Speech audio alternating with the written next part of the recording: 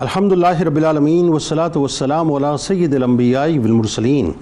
اللہم صلی علی سیدنا و مولانا محمد وعلی آلہ واصحابہ وبارک وسلم وصلی علیہ۔ دنیا کے تمام دیکھنے والوں کو، تمام چاہنے والوں کو، تمام پیار کرنے والوں کو، اور جہاں جہاں تک اس وقت میری آواز کو سنا اور مجھے دیکھا جا رہا ہے، جنید اقبال کی جانب سے انتہائی محبت کے ساتھ السلام علیکم۔ ایک بار پھر ناظرین، آپ کو پر نور صبح نور کے ساتھ میں دل کی عطا گہرائیوں سے خوش آمدید کہتا ہوں، اور آئیے بلا توقف چلیں گے حضرت ابو انیس محمد برکت علی علیہ رحمہ کی تالیف اسماء النبی الکریم صلی اللہ علیہ وآلہ وسلم سے رسول اللہ صلی اللہ علیہ وآلہ وسلم کا ایک اسم مبارک پڑھنے اور سننے کی سعادت حاصل کرتے ہیں۔ سیدنا قائم الصلاۃ صلی اللہ علیہ وآلہ وسلم، ہمارے سردار نماز قائم فرمانے والے، درود و سلام بھیجے اللہ آپ صلی اللہ علیہ وآلہ وسلم پر، آپ صلی اللہ علیہ وآلہ وسلم کے آل پاک پر اور صحابہ کرام رضوان اللہ تعالیٰ علیہم اجمعین پر۔ حضرت ابو ذر رضی اللہ تعالیٰ عنہ فرماتے، رسول اللہ صلی اللہ علیہ وآلہ وسلم نے فرمایا کہ اے ابو ذر، جب تو صبح کرے اور کتاب اللہ میں سے کوئی ایک آیت سیکھ لے تو تمہارا یہ عمل تمہارے لیے 100 رکعت نماز نفل پڑھنے سے بہتر ہے، اور جب تو صبح کرے اور ابواب علم میں سے کوئی ایک باب سیکھ لے تو یہ تیرے لیے 1000 رکعت نماز نفل پڑھنے سے بہتر ہے۔ ہمارے ساتھ ناظرین، آج آپ نے میری گزارش ہے ضرور جڑے رہنا ہے۔ آج پہلی سفر ہے، 20 دن ہو گئے سانحہ کربلا کو، 20 دن ہو گئے ناظرین اس قیامت خیز ظلم و جبر کو، جس کا تصور بھی یقین مانیے وجود کو جھنجھوڑ کے رکھ دیتا ہے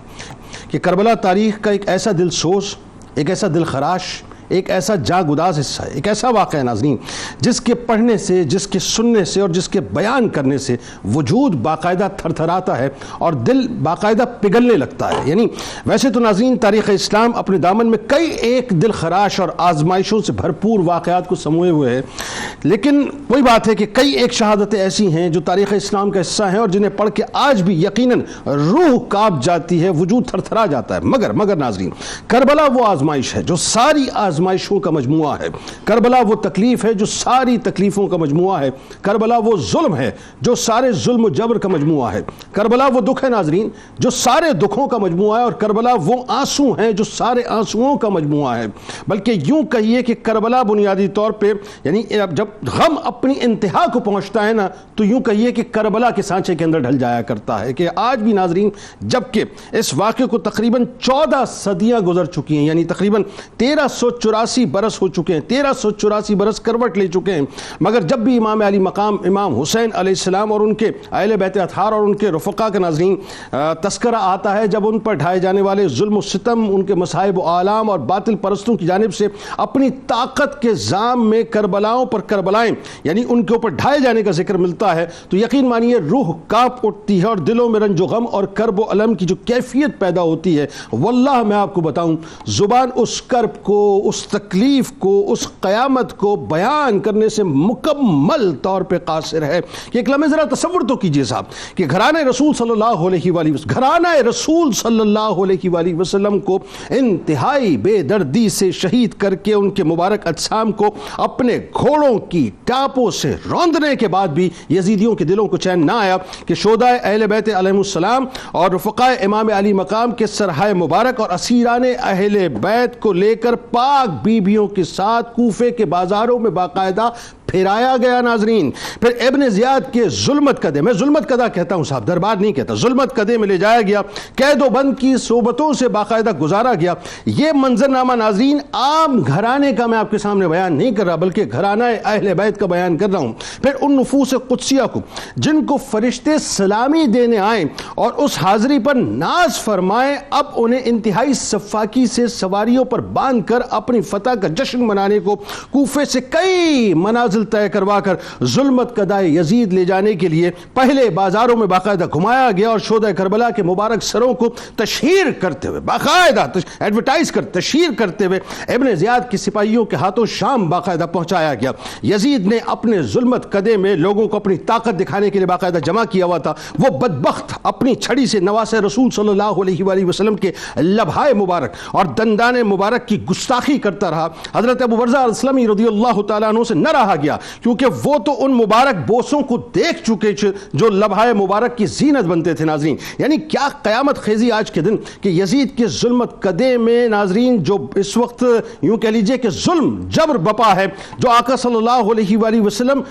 کی امت کے اوپر نہیں بنیادی طور پہ بلکہ آقا صلی اللہ علیہ وآلہ وسلم کے خانوادے کے اوپر ہے۔ ذرا سوچئے کہ جس امت کے لیے آقا صلی اللہ علیہ وآلہ وسلم راتوں کو جاگ جاگ کر قدمین شریفین کو متورم کر لیا کرتے تھے، جس میں اتھر پر پتھر کھا لیا کرتے تھے، جن کے جسم اتھر کو زخمی کیا جاتا تھا، جن کی زبان مبارک پر ہر لمحہ رب حبلی امتی کی صدائیں رہتی تھی، آج انہی کی آل کے ساتھ یہ سلوک کو بھی سر عام کیا جا رہا ہے کہ ایک قیامت وہ تھی جو کربلا میں گزری، جو کوفے کے بازاروں میں گزری، ابن زیاد کے باقاعدہ ظلمت قدے میں گزری، اور ایک قیامت یہ ناظرین جو دمشق کے بازاروں سے گزر رہی ہے، جو یزید کے دربار میں گزر رہی ہے۔ پھر چشم فلک نے وہ منظر دیکھا کہ شیر خدا کی شہزادی سیدہ زینب سلام اللہ علیہ حیدری لہجے کے اندر ایک خطبہ فرماتی ہیں اور سب کچھ پلٹ کر رکھ دیتی ہیں کہ جو یزید ابھی تک اپنے چہرے پر مکر کا نقاب ڈالے ہوا تھا، اس یزید کے چہرے کو مکمل طور پر یوں کہہ لیجئے کہ بے نقاب کر کے رکھ دیا اور اس کا اصلی چہرہ لوگوں کے سامنے رکھ دیا۔ یعنی معاملہ جب پھر امام زین العابدین علیہ السلام تک پہنچا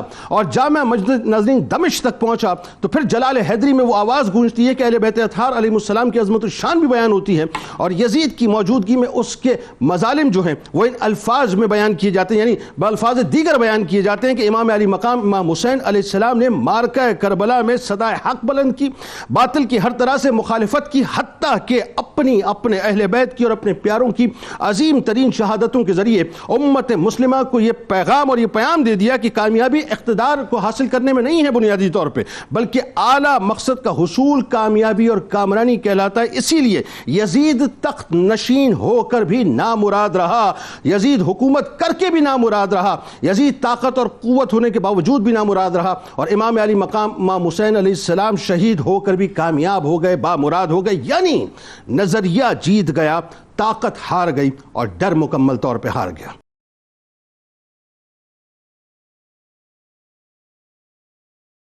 علامہ صاحب میں آپ کو سچ بتاؤں، مفتی صاحب بالکل میں یہ دل کی بات عرض کر رہا ہوں، مطلب جب بھی میں کربلا کا ذکر کرتا ہوں اب یقین مانیے زبان ساتھ نہیں دیتی ہے، الفاظ ساتھ نہیں دیتے، یعنی میں سمجھ نہیں پاتا کہ ان الفاظ کو میں اپنے جذبات کے ساتھ سنگ کیسے کروں، کون سے ایسے الفاظ لاؤں صاحب جو اس قیامت خیزی کو بیان کر سکے۔ اہل بیت اطہار کا قافلہ مفتی صاحب کوفے سے ظاہر ہے اب دمشق کی جانب روانہ ہو رہا ہے، بہت ہی دل سوز منظر ہے، اور میں چونکہ آج پہلی سفر المظفر ہے اور دمشق کے ظلمت قدے میں پہنچ چکا ہے، لیکن میں چاہتا ہوں ذرا سا لوگوں کو یہ بتائیے کہ جس وقت کوفے سے روانہ ہوا تو منظر کیا تھا، ایک بات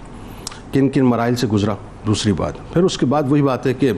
امام علی مقام امام حسین علیہ السلام کا سر اقدس سے مذاق تو نہیں، تو کرامات کا ظہور تو ہونا تھا، بتائیے ذرا۔ بسم اللہ الرحمن الرحیم، هو القادر هو الحق هو المعین۔ جنید بھائی یہ واقعتاً ایک ایسا موضوع ہے کہ زبان ساتھ نہیں دیتی کہ امت نے اہل بیت اطہار کے ساتھ کیا کیا، اور 50 برس ٹھیک 50 برس اور اخبث الناس اشر الناس یزید خبیث لعین، جس نے اہل بیت اطہار پر وہ ظلم ڈھایا کہ تاریخ انسانیت میں اس کی مثال نہیں ملی۔ بالکل ایسا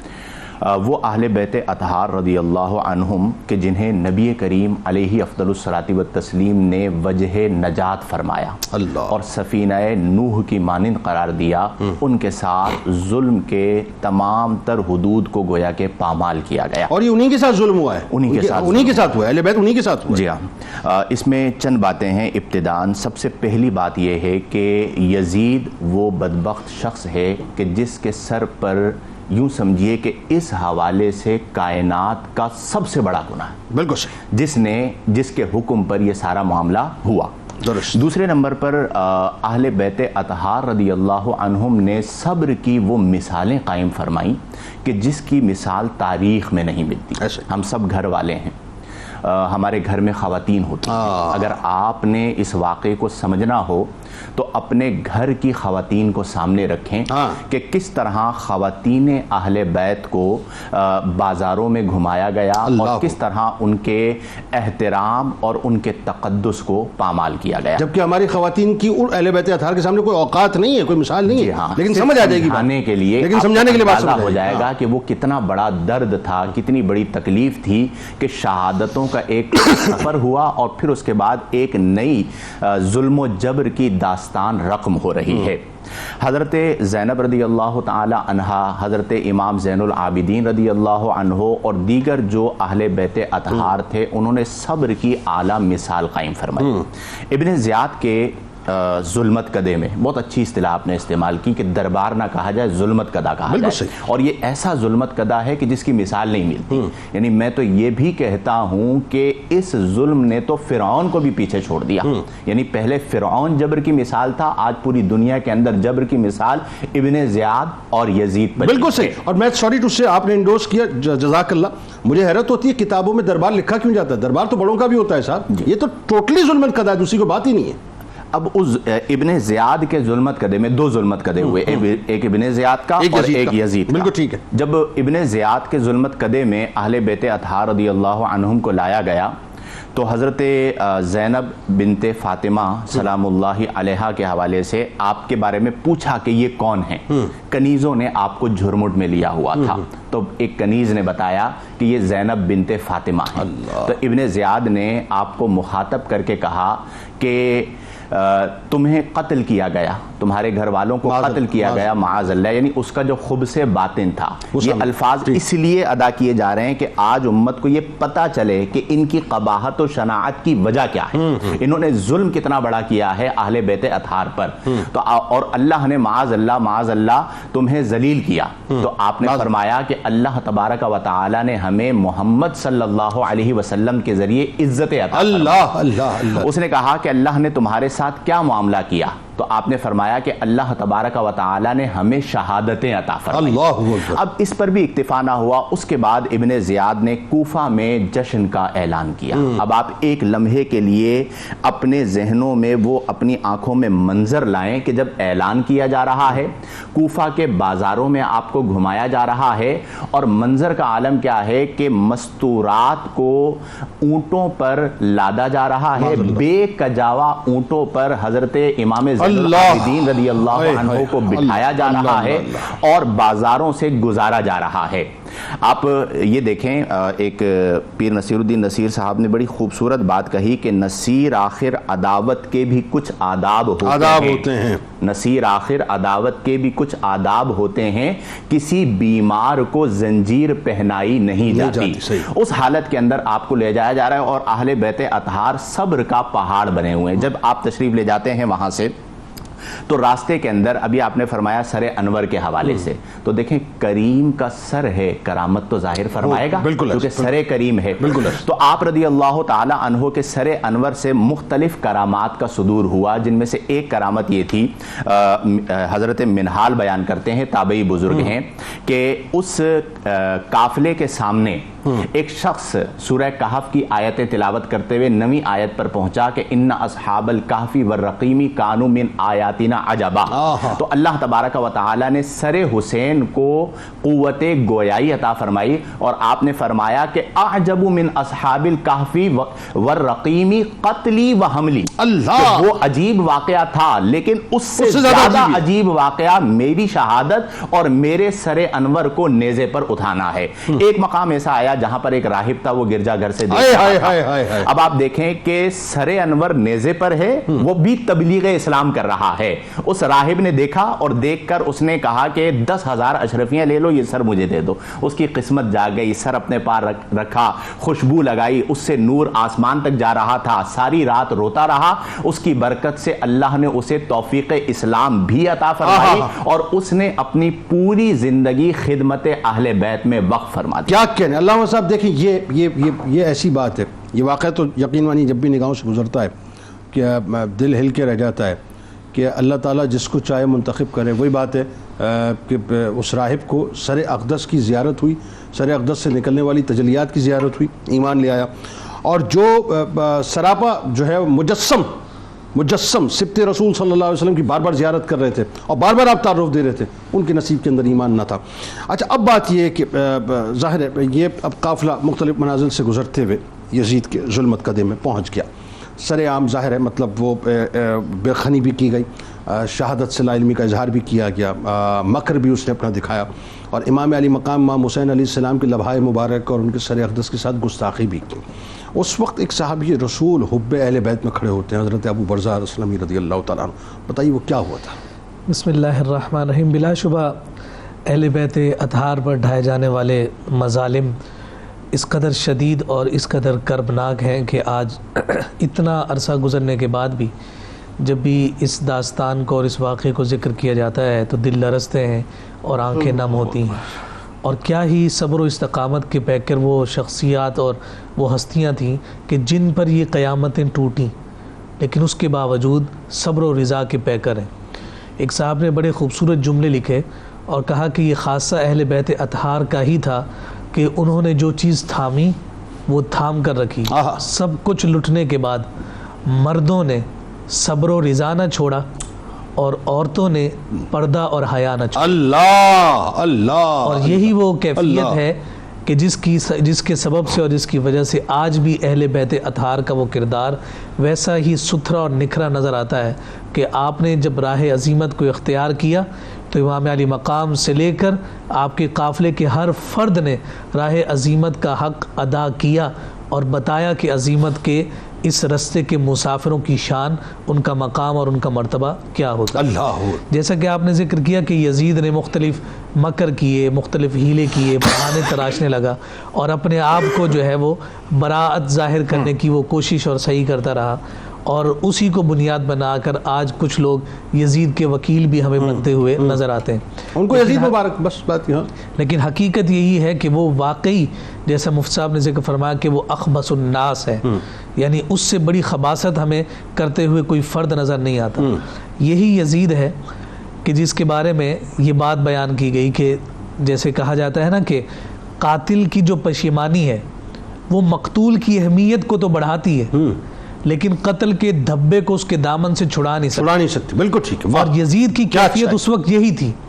کہ وہ اس طرح کے لیت و لال کے اظہار کے ساتھ اپنے دامن سے وہ دھبا چھڑوانا چاہتا تھا، لیکن اس کے ذریعے سے بھی مقتول یعنی امام علی مقام ہی کا مرتبہ ظاہر ہو رہا تھا اور اس کیفیت کا اعلان اور اظہار ہو رہا تھا۔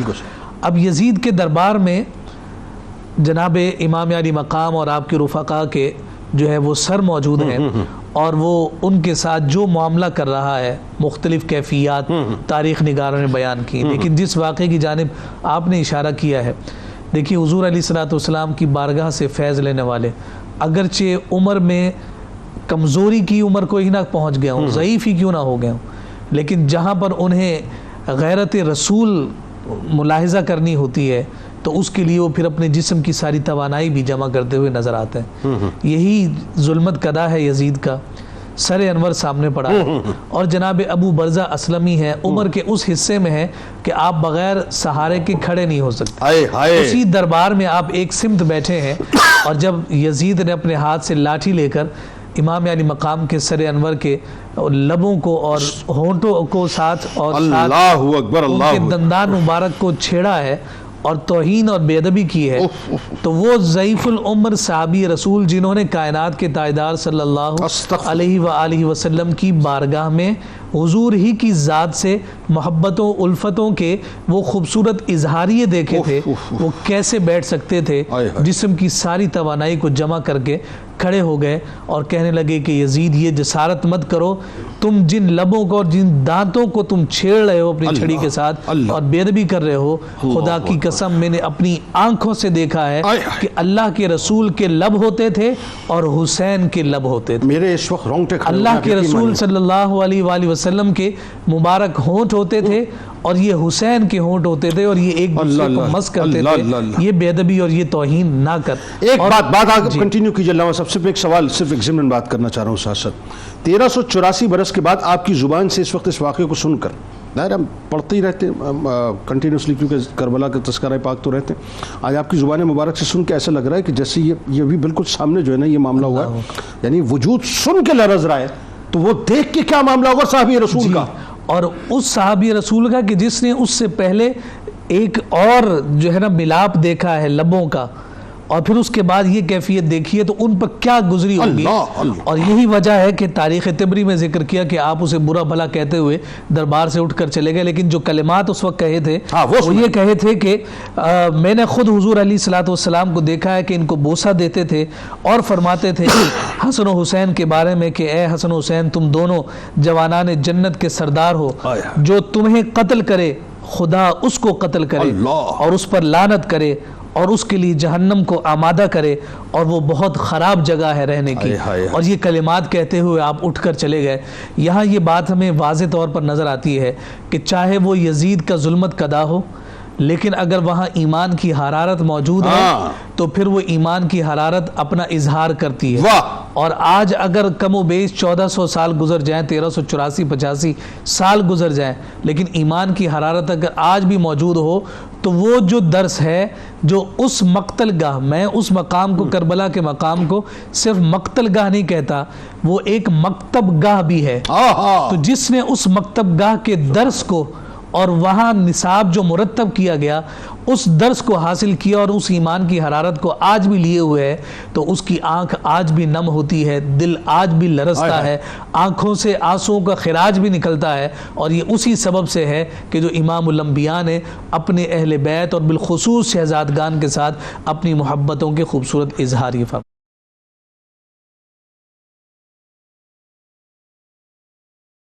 اب ذرا آئیے جو اگلی بات ہے وہ بھی بڑی قیامت خیز بات ہے، اور وہ بات دیکھیں نا، جو نعرہ تکبیر پڑھ کے معاذ اللہ ثم معاذ اللہ اپنی نمازوں کے گزرنے کے وقت کا جو ہے وقت کے گزرنے کے فکر کرتے ہوئے معاذ اللہ سر انور کو تر انور سے جدا کر رہے ہیں، ان بدبختوں کو مطلب کاش مطلب یہ نظر آ جاتا کہ اسی تسلسل میں ایک وقت ایسا آئے گا کہ سفیر قیصر روم بیٹھا ہوگا، اسی تسلسل میں ایک وقت ایسا آئے گا کہ ایک یہودی جو ہے یزید کے ظلمت کے اندر بیٹھا ہوگا، اور جس وقت کوئی سارا منظر دیکھے گا تو وہ اس کو اس کی اوقات یاد دلائے گا اور بتائے گا کہ تو نے جو یہ کیا ہے، ہم تو بیسیکلی جو ہے وہ اس انداز سے اپنے جو جتنے بھی مقدسات ہیں اس کا احترام کرتے ہیں۔ بتائیے ذرا۔ بسم اللہ الرحمن الرحیم والحمد للہ والصلاة والسلام علی رسول اللہ۔ جنید بھائی، یقیناً واقعہ کربلا ایک دلسوز واقعہ ہے، جو آزمائشیں، جو مصیبتیں خاندان نبوت علیہ الصلاۃ والسلام پر نازل ہوئیں، اس کا بیان اور اس کو ضبط تحریر میں لانا یہ ہمارے بس کی بات نہیں ہے۔ اسی طرح علماء نے فرمایا کہ حضرت امام پاک امام حسین رضی اللہ تعالی عنہ کی شہادت کے پیچھے اور اسیران کربلا پر جو ظلمت ڈھائی گئی اس پر کیا کیا حکمتیں تھیں تو خدا ہی بہتر جانتا ہے۔ بہرحال اللہ پاک کو اس کا اہتمام منظور تھا، یہی وجہ ہے کہ امام پاک امام حسین رضی اللہ تعالیٰ عنہ کی شہادت سے کئی سو سال پہلے، اس واقعے کے رونما ہونے سے کئی سو سال پہلے جو عیسائی تھے ان کی عبادت گاہوں میں یہ اشعار مکتوب تھے۔ وہ اشعار کیا تھے؟ اترجو امت قتلت حسینہ شفاعت جدہ یوم الحساب، کہ وہ امت، وہ قوم کیسے امید رکھ سکتی ہے کہ جو اپنے جو حسین کو قتل کرے اور ان کے جد سے، ان کے نانا سے شفاعت کی امید بھی رکھے یوم قیامت۔ تو یہ جب چیز جو ہے وہ وہاں پہ جب لشکر جاتا ہے اور دیکھتا ہے تو وہ سوال کرتا ہے کہ یہ کب آپ لوگ نے لکھا؟ تو انہوں نے یہ کہا کہ یہ کم و بیش آپ کے انبیاء سے، آپ کے نبی کی آمد سے 300 سال پہلے یہ چیز مکتوب تھی۔ یعنی کہنے کا مقصد یہ ہے کہ یہ چیز پہلے ہی بہت زیادہ واضح تھی، علامہ ابن عساکر نے اس کو ذکر بھی کیا۔ بہرحال امام پاک امام حسین رضی اللہ تعالیٰ کی شہادت جو ہے یہ وہ شہادت ہے جس کی وجہ سے آپ کا سر اور بلند ہو گیا، وہ سر کٹ کر بھی سر بلند ہے، اور یزید اپنے ظلمت قدم میں بیٹھ کر بھی ناکام و نامراد ہوا، اور اس ناکامی اور نامرادی کا اظہار یوں بھی ہوا کہ مسلمان تو مسلمان، غیر مسلمین بھی اس کی گواہی دینے لگے کہ تم نے جو کام کیا ہے، تم نے جو فعل شنی سر انجام دیا ہے، اس کی مثال تو ہمارے یہاں بھی نہیں ملتی۔ چنانچہ ایک شخص جو سفیر قیصر روم تھا، یعنی اس کا ایمبیسڈر تھا، جو وہاں کی سلطنت تھی روم کی، وہ اس دربار اس ظلمت قدے میں موجود تھا۔ تو اس نے جب یہ منظر دیکھا جس کی بڑی خوبصورت عکاسی قبلہ حضرت بیان فرما رہے تھے کہ جب یہ چیز بیان کی تو علامہ ابن حجر ہیثمی رحمۃ اللہ تعالی علیہ بیان فرماتے ہیں سوائق المحرقہ کے اندر کہ وَلَمَّا فَعَلَ يَزِيدُ بِرَأْسِ حُسَيْنَ مَا مَرَّ کہ جب یزید نے وہ برے کام کیے امام حسین رضی اللہ تعالیٰ کے سر انور کے ساتھ جس کا ذکر حضرت نے کیا، فرمایا کہ کان عندہ رسول قیصر، تو اس کے پاس جو ہے وہ قیصر روم کا ایک نمائندہ موجود تھا، فقال تو اس قیصر روم کے نمائندے نے کہا کہ متعجبا ان عندنا فی بعض الجزائر فی دیر، کہ ہمارے پاس، جو حیرت زدہ ہو کے کہا کہ ہمارے بعض گرجا گھر میں جو ہے وہ کیا موجود ہے، کہا کہ حافر حمار عیسیٰ ابن مریم، کہ ہمارے پاس عیسیٰ علیہ السلام کے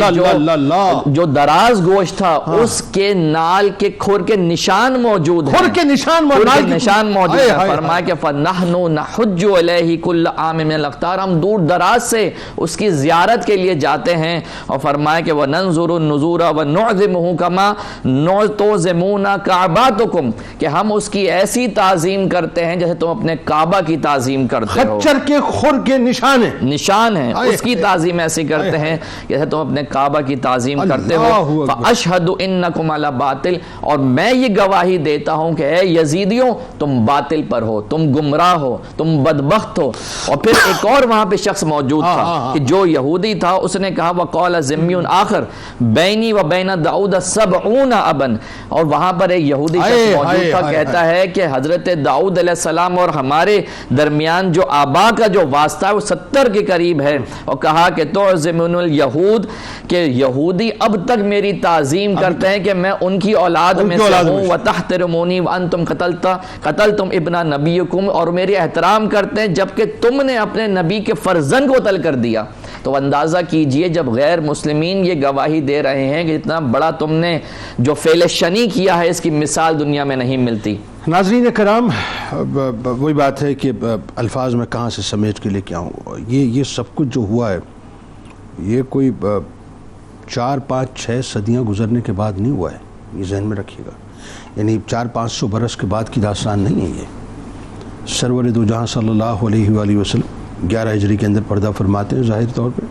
اور 61 ہجری کے اندر یہ واقعہ ہوا ہے۔ کل 50 برس کا عرصہ ہے، 50 برس۔ اس 50 برس کے عرصے میں اس امت نے، جس امت کے لیے قدمین شریفین متورم ہو جایا کرتے تھے، جس امت کے لیے سرکار علیہ السلام جب اس کائنات میں ظاہری طور پر تشریف لائے تو رب حبلی امتی کی صداؤں کو اپنے لمحہ مبارک پر لے کے آئے،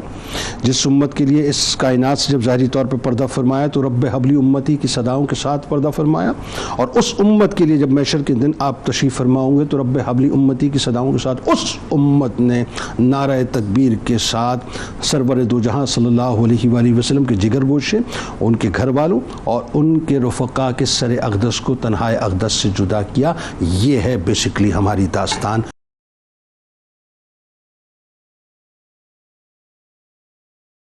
کتاب الشفا،